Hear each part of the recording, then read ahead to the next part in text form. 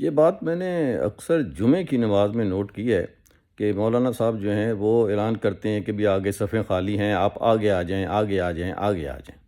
تو لوگ پہلے پیچھے بیٹھتے رہتے ہیں، جب پھر نماز کھڑی ہوتی ہے پھر آگے بڑھتے ہیں، اور ہر مسجد میں ایک شخص ایسا ضرور ہوتا ہے جو اپنی جگہ پہ کھڑا رہتا ہے اور دوسروں کو کہہ رہا ہوتا ہے کہ آگے آ جاؤ، اس کو کہے گا آگے چلے جاؤ، آگے چلے جاؤ۔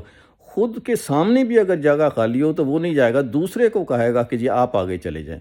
مجھے نہیں معلوم کہ اس کو آگے جانے سے کیوں ڈر لگتا ہے اور وہ کیوں دوسروں کو آگے بھیجتا رہتا ہے۔